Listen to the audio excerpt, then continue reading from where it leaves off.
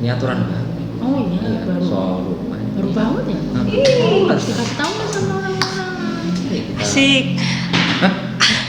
Baru dapat rumah murah. Baru beli rumah. Wah, selamat ya Bu. Dapat harga berapa? Harga berapa? Murah banget deh pokoknya, luas lagi. Beli sama siapa? Dapat cilok enggak? Beli sama siapa? Bonus Rumahnya? Cilok ya. Dari siapa yang jual pembeli apa kan Bu Yuni beli itu Iya. yang jual siapa? Beli dari bank. Oh lelang. Iya. Berarti itu rumah-rumah yang apa kredit macet gitu ya? Iya, Sama mungkin bank. kali ya. Oh. Iya. Oh. Pas nih Mas Riza. Iya. Barusan baca-baca Ini kita. ada aturan baru loh. Iya, Apa? barusan Buat yang baca-baca. beli-beli dari agunan gitu. Oh, ada Aida, Bu Yun. Siapa itu ada? Aida, Mas Ya, belum siapa tahu. itu Aida? ada. Nama cewek ya? Ya ampun. Selingkuhan siapa? Jangan cemburu ya. Enggak. Mari kita jelasin Mas Riza. Oke. Aida itu siapa dan bagaimana? Oke, kita simak abis ini.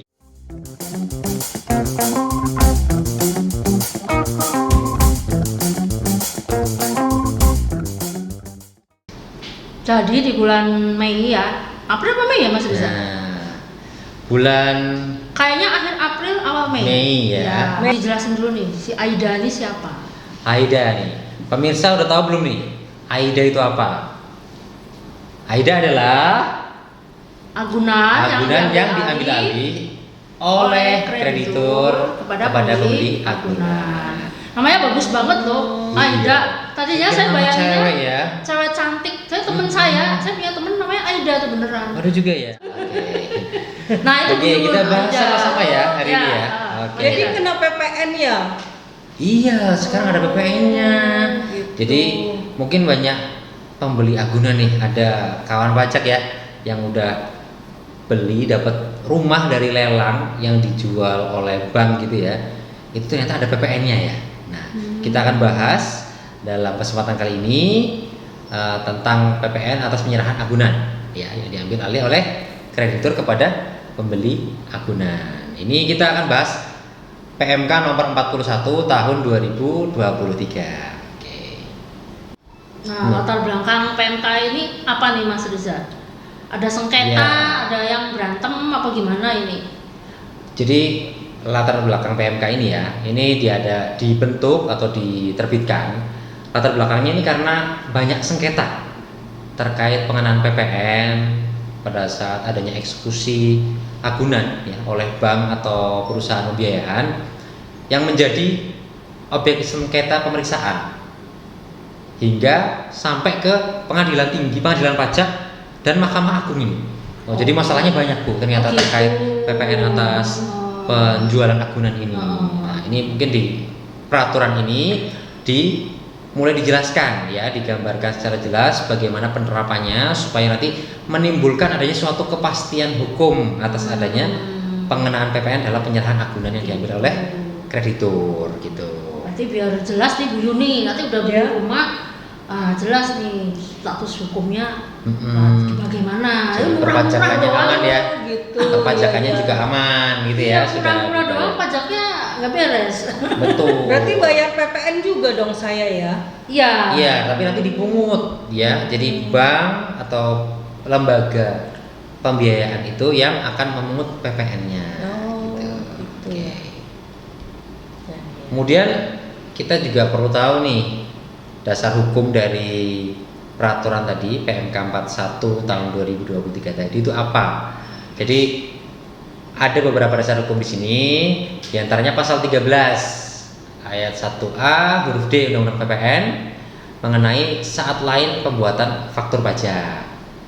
Kemudian ada juga pasal 16G huruf I Undang-Undang PPN terkait besaran tertentu atas kegiatan usaha tertentu, dan ada juga pasal 10 ayat 4 PP 44 tahun 2022 mengenai regeling pengaturan cara pemungutan PPN atas penyerahan agunan yang diambil alih oleh kreditur dengan peraturan Menteri Keuangan. Oke. Ini menyangkut yang ngambil alih itu banknya apa aja nih? Semua bank, semua biro keuangan atau gimana Mas?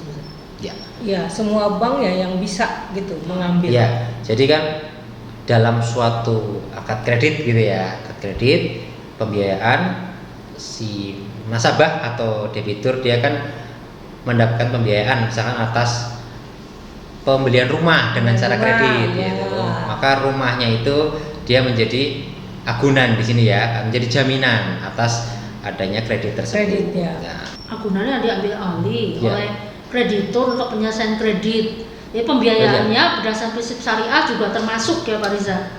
benar. Jadi agunan yang diserahkan oleh kreditur kepada pembeli ini merupakan agunan yang diambil alih oleh kreditur untuk penyelesaian kredit.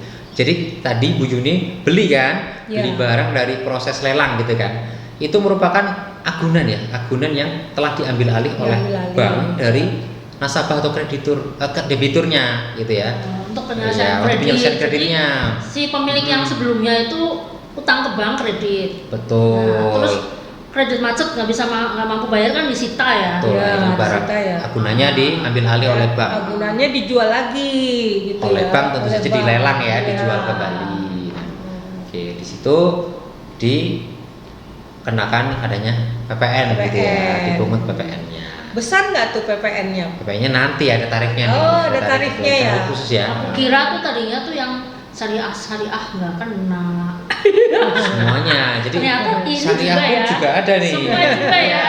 Pembiayaan berdasarkan prinsip syariah juga iya ya. Betul. Atas pinjaman gadai juga ada ya, Oh, pegadaian. iya. Gadai juga ada. Berarti yang di pegadaian itu juga Pegadaian kena. bisa Sama. ya? Jadi Oh. gadain barang gitu ya, tapi jangan barang milik tetangga ya, milik sendiri digadaikan tapi ternyata tidak mau bisa melunasi Tidak atau buat melunasi prestasi ya. gitu lah Iya. ceritanya ya. Pokoknya semua pengambil alihan yang sesuai dengan ketentuan perundang-undangan di sektor keuangan Betul, gitu ya. betul. Oh, Ya, jadi gitu. Oh, jaminannya- namanya apapun itu pokoknya yang masuk sektor keuangan gitu ya. Iya, betul. Oke, Jaminannya oke. bisa diambil alih oleh bank atau lembaga pembiayaan tersebut dan Oh. dijual kembali gitu ya. Dijual kembali untuk ya. menyelesaikan kreditnya, kredit Oh. macetnya gitu ya. Berarti yang berdasar perjanjian jaminan Betul. ya. Kan saya ingat kan kalau jual beli rumah itu kan kredit pasti juga ada notaris terus tanda tangan akte hak tanggungan, Oh betul, Terus benar banget. akte fidusia. Iya. Nah, seingat saya Macam-macam ya. aktenya itu banyak. Ada Banyak gadai banget. juga ya. Nah, hipotek. Ada pembebanan jenis lainnya juga Ah. ada. Itu diatur di PP 44 tahun 2022 pasal 10. Itu apa ya? Ada batas nilainya nggak sih dikenain PPN-nya itu? Kalau dari operator ini tidak diatur, Tidak diatur spesifik ya. ya, tapi ya ini semua yang terkait dengan proses pengambil alihan kemudian dijual kembali mengacu ketentuan PMK ini. Tidak diatur batas rupiahnya. Batas rupiahnya nggak ada ya. Iya betul Ibu. Semuanya kena PPN. Kemudian nih ada yang terlibat ya, pihak-pihak terkait peraturan ini, ada pihak-pihak yang terlibat. Yang pertama dari kreditur. Kreditur adalah lembaga keuangan yang memberikan kredit kepada masyarakat, baik itu pakai prinsip syariah, kemudian pinjaman dengan dasar hukum gadai sesuai dengan ketentuan perundang-undangan di sektor keuangan. Kemudian ada pihak lain yaitu debitur, yaitu nasabah yang memperoleh kredit. Yang dalam hal ini nasabah yang tidak dapat menyelesaikan akad kreditnya atau uang Kreditnya. prestasi gitu Kredit ya. macet itulah ya. Betul, Yang kredit pihak yang macet. disita. Iya, pihak yang disita. Dan pihak ketiga adalah pembeli agunannya. Ini bisa orang pribadi atau badan selain kreditur ya, yang membeli agunan lewat lelang atau bisa juga di luar lelang. Berarti Bu ini pembeli agunan nih. Betul. Perorangan. Agunan, per orang pribadi ya. Oke. Kemudian ada mekanisme PPN ya yang mungkin perlu kita ketahui ya terkait proses penyerahan agunan ini. Dari yang sisi pertama dulu ya, ketika saat barang digunakan oleh debitur, ya. Jadi Bu Juni, orang lain lah, Orang misalkan lain ya. Pak Sungkono gitu ya Ya. misalnya. Nah, Pak Sungkono itu kredit pembelian rumah, Pembelian rumah. lewat bank ini gitu ya. Kemudian, nah itu bukan merupakan penyerahan barang kena pajak kan, Pajak. agunannya dijaminkan ke bank. Nah itu Dijaminkan ke bank. proses dari Pak Sungkono tadi menjaminkan rumah itu di bank itu bukan merupakan penyerahan barang kena pajak ya, bukan menyerah. Berarti Jadi pokoknya, tidak ada PPN di situ. Nggak ada pajaknya ya. Ya, tidak kena pajak. Jadi tidak diterbitkan faktur pajak di situ. Namun ketika Wan Prestasi Pak Sungkono tidak bisa bayar, udah kredit macet ya, macet banget gitu kan ibaratnya. Nah itu bank punya hak untuk mengambil alih agunan rumah tadi, gitu ya. Nah kalau bank sudah mengambil alih, kemudian mereka mau menjual, gitu ya, menjual atau barang tersebut, agunan tersebut, maka nanti si bank ini dia harus memungut, kemudian menyetor serta melaporkan PPN-nya, ya, yang dipungut kepada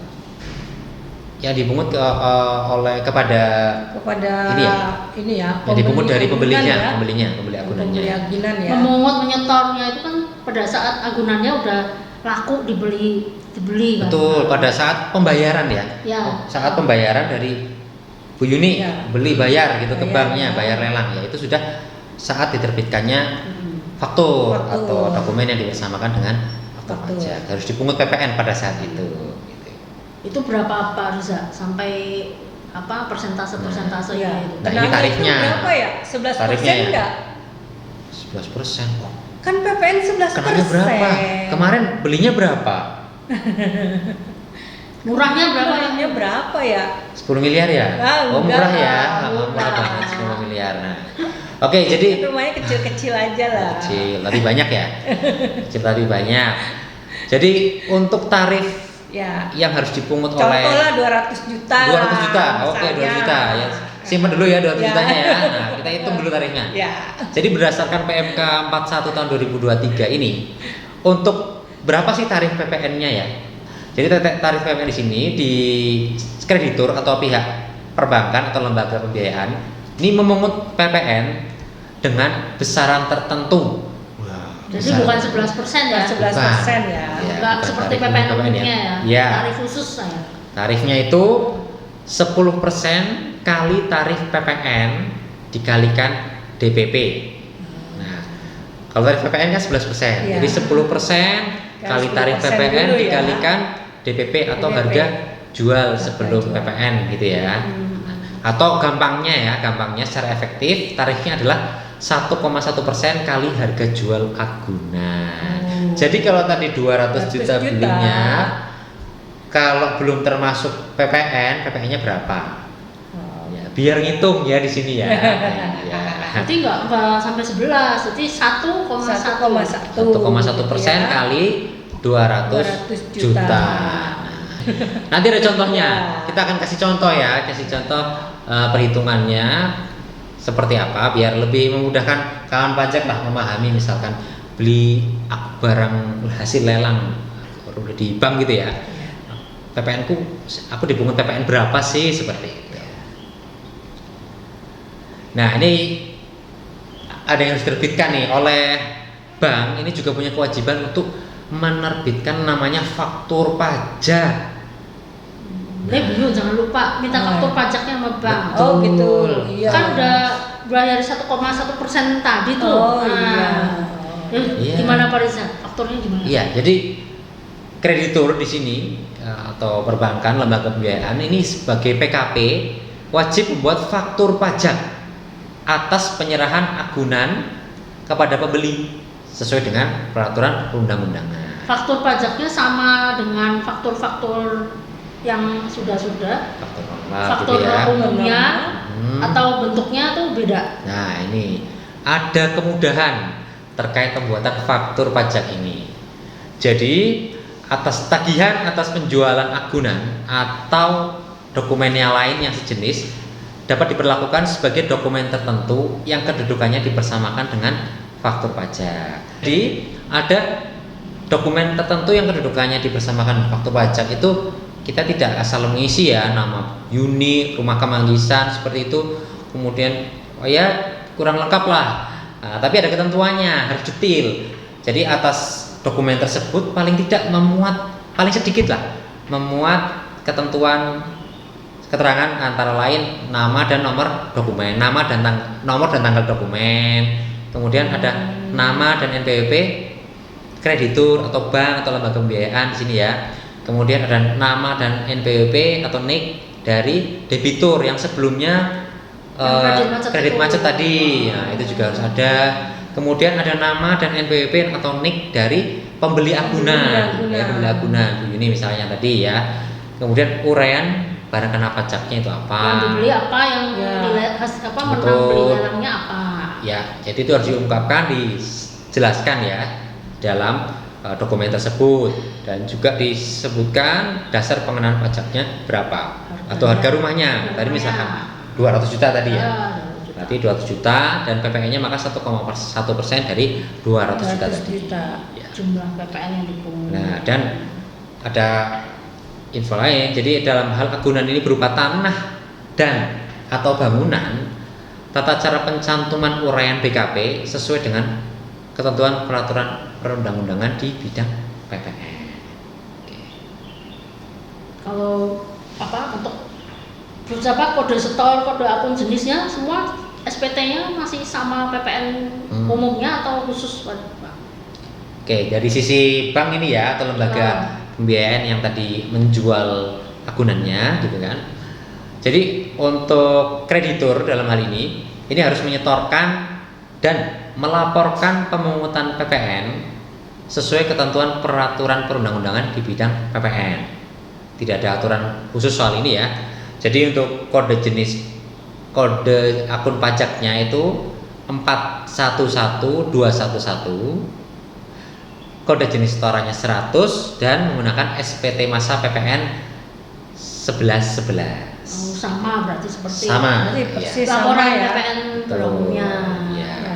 Itu kalau sudah dapat faktur pajak nih, terus misalnya Bu Yuni ini kan sebagai pembeli agunan, itu faktur pajaknya itu buat apa? Bisa diapain? Nah, ya.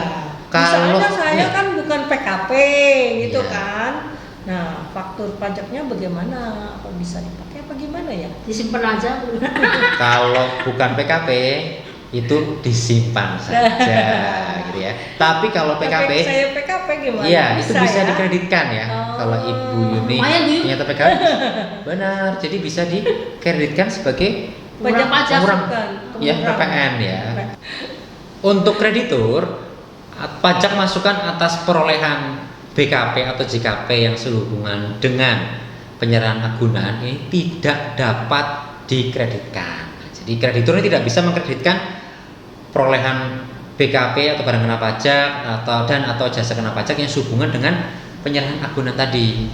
Gitu Berarti cuma buat faktur aja. Betul. Diberikan kepada pembeli agunan. Gitu ya. Iya. Pembeli agunan yang nanti kalau dia PKP bisa sebagai kredit pajaknya pengurangnya. Kalau sebagai orang pribadi berarti simpan aja sebagai arsip. Kalau bukan PKP disimpan saja. Tapi kalau PKP bisa dimanfaatkan sebagai kredit pajak PPN ya. Oke, jelas Pak. Coba berikutnya. Nah, ini nih yang tadi saya dengar benar nih, berarti berlaku mulai 1 Mei 2023. Iya, benar banget. Jadi peraturan Menteri Keuangan nomor 41 tahun 2023 ini berlaku mulai pada tanggal 1 Mei tahun 2023. Jadi ini sudah sebulan lebih ya, sebulan lebih. Beberapa hari. Mungkin ada transaksi dari kreditur atau wajib pajak, mungkin ada yang di sini berposisi sebagai kreditur atau ya perbankan, lembaga pembiayaan yang sudah melakukan penyerahan agunan tadi di setelah atau mulai tanggal 1 Mei sampai sekarang dan belum dipungut PPN-nya. Nah, ini maka harus segera menyesuaikan sesuai ketentuan yang berlaku, harus segera memungut PPN atas penyerahan agunan tadi yang telah diambil alih tadi. Nah, sekarang saatnya kita kasih contoh ya ke kawan pajak semua, bagaimana sih penerapan perhitungan pemungutan PPN atas adanya penyerahan agunan gitu ya dari lembaga atau perbankan ke pembeli agunan.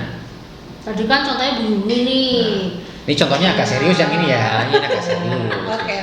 Oke, jadi di sini misalnya ada Bank A nih ya, memberikan kredit kepada Tuan Oscar dengan agunan berupa tanah dan bangunan yang beralamat di Jalan Arwana nomor 35, Kota Solo. tanah dan bangunan tersebut memiliki luas 150 meter persegi dan dibebani hak tanggungan. Gitu ya. Kemudian Tuan Oscar dinyatakan wan prestasi atau gagal bayar nih, gagal melanjutkan kreditnya macet Kredit macet. oleh Bank A. Pada tanggal 1 Juli 2023, agunan berhasil dijual oleh bank kepada Tuan Adi dan diterima pembayarannya dengan harga jual sebesar 1 miliar rupiah. Di sini Bank A sebagai pengusaha kena pajak wajib memungut PPN atas penjualan agunan kepada Tuan Adi tadi. Dengan ketentuan sebagai berikut. Jadi pemungutan PPN-nya ini harus dilakukan oleh Bank A pada tanggal 1 Juli 2023 saat pembayaran yang tadi ya. Kemudian PPN yang dipungut ini sebesar 10% kali 11% kali 1 miliar atau setelah dihitung menjadi 11 juta rupiah. Setelah itu Bank A wajib membuat faktur pajak yang dapat berupa tagihan. Jadi faktur pajak itu harus bentuknya faktur pajak tapi dapat berupa tagihan yang memuat paling sedikit tadi nomor dan tanggal dokumen tagihan atas penjualan agunan tersebut. Kemudian ada nama dan NPWP Bank A. Kemudian ada nama NPWP atau NIK Tuan Oscar selaku debitur yang wan prestasi tadi. Kemudian ada nama NPWP atau NIK dari Tuan Adi sebagai pembeli agunan. Uraian BKP-nya atau barang kena pajaknya diisi tanah dan bangunan dengan alamat Jalan Arawana nomor 35 Kota Solo dengan luas 150 meter persegi. Harus lengkap ya, lengkap dan jelas. Alamatnya ya. Dan betul. Jelas luasnya. Benar. Jadi jangan sampai keliru dalam penginputan uraian barang kena pajaknya. Kemudian dasar pengenaan pajaknya diisi dengan 1 miliar rupiah dan terakhir jumlah PPN yang dipungut sebesar 11 juta rupiah. Jadi Tuan Adi bayar ke banknya intinya 1 miliar plus 11 juta. Nah, setelah tadi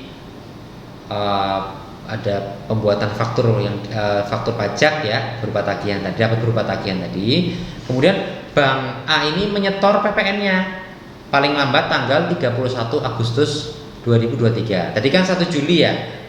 Pembayarannya dari Tuan Adi itu 1 Juli. Nah, maka untuk penyetoran PPN-nya itu paling lambat tanggal 31 Agustus tahun 2023. Jadi sama ya Pak dengan batas pembayaran PPN. Ya. Misalkan kalau SPT PPN-nya dilaporkannya tanggal 31 Juli. Ya, 31 Agustus ya. Jadi kalau sebelum itu ya ngikutin bayarnya misalkan tanggal 30 Agustus, maka SPT-nya juga SPT bebas ya. SPT. Pembayaran dilakukan sebelum pelaporan SPT PPN atau bisa di hari yang sama juga. Kemudian Bank A tadi melaporkan pemungutan PPN paling lambat tanggal 31 Agustus 2023. Pajak masukannya atas perolehan BKP atau JKP sehubungan dengan penyerahan agunan tidak dapat dikreditkan oleh bank. Jadi bank ada biaya-biaya pembelian barang atau jasa yang terkait dengan penyerahan agunan ke Tuan Adi tadi. Segala pembiayaannya ini tidak bisa dikreditkan oleh bank. Nah, di sini Tuan Adi jika dia merupakan pengusaha kena pajak gitu ya, dia dapat mengkreditkan PPN yang tercantum dalam faktur pajak yang dibuat oleh bank tadi atas tagihan dari penjualan agunan yang dibuat oleh kreditur atau bank. Jadi pokoknya kalau statusnya PKP nggak rugi ya, udah bayar PPN 1,1 dan 11 juta. Nah, kalau PKP bisa dikreditkan. Jadi pengurang ya, pengurang dari pajaknya. Itu faktur pajaknya sebagai tabungan aja ya, kayak tabungan aja. Benar. Jadi ya, bisa bermanfaat untuk yang PKP ya. Kemudian ada contoh lagi, kita mungkin ambil 2 contoh kali ya. 2 contoh berikutnya. Di sini Nona Mira menerima pembiayaan dari perusahaan finance ya, B Finance sebutnya, B Finance atas pembelian mobil minibus dengan nomor polisi BXAA dan mobil tersebut dibebani hak jaminan fidusia. Jadi mobilnya jadi jaminan gitu, jadi jaminan oleh lembaga pembiayaan tadi.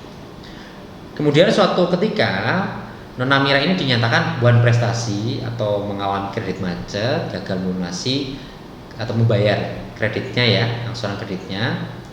Pada akhirnya mobil tersebut disita oleh B Finance tadi. Ya. Kemudian di tanggal 5 Juni 2023 B Finance menjual mobil tersebut ke Bapak Indro dengan harga jual 200 juta dan menerima pembayarannya.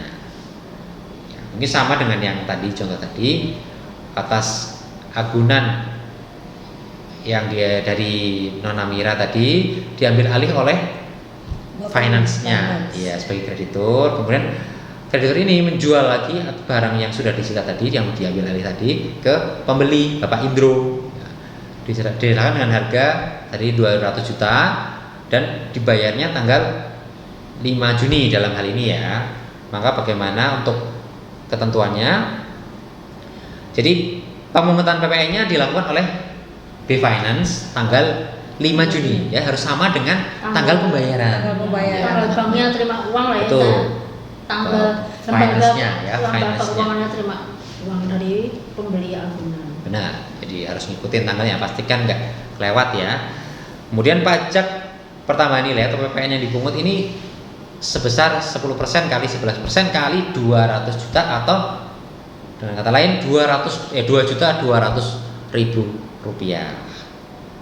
B Finance ini wajib membuat faktur pajak yang dapat berupa tagihan yang memuat paling sedikit sama dengan yang tadi ya, ada nomor tanggal dokumen tagihan atas penjualan agunan tersebut, kemudian ada nama dan NPWP finance-nya, ada nama NPWP NIK Nona Mira sebagai debitur, nama NPWP NIK Bapak Indro sebagai pembeli agunan, uraian BKP-nya atau barang kena pajaknya diisi dengan nomor mobil minibus sekian, nomor polisinya berapa, B1945 XYZ misalkan seperti itu.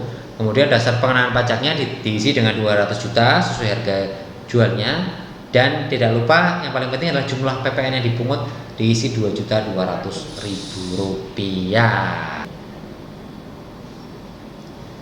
Kemudian dari sisi B Finance tadi, dia wajib menyetorkan PPN yang dipungut paling lambat 31 Juli 2023. Misalkan SPT PPN-nya disampaikan ke KPP oleh Finance ya, Finance A pada tanggal 31 Juli 2023. Kemudian Finance tadi, perusahaan Finance tadi juga melaporkan pemungutan PPN-nya paling lambat tanggal 31 Juli 2023. Sama untuk terkait pajak masukannya yang sehubungan dengan penyerahan agunan tadi tidak dapat dikreditkan oleh finance-nya.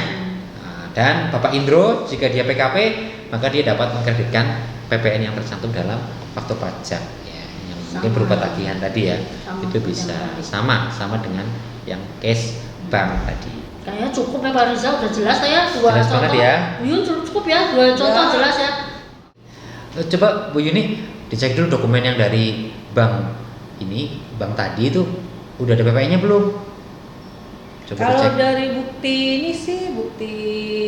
dari banknya ya kayaknya sudah langsung dikenakan PPN. Wah. Ya lah, Bu udah bayar. Kan Jadi, udah bayar nih.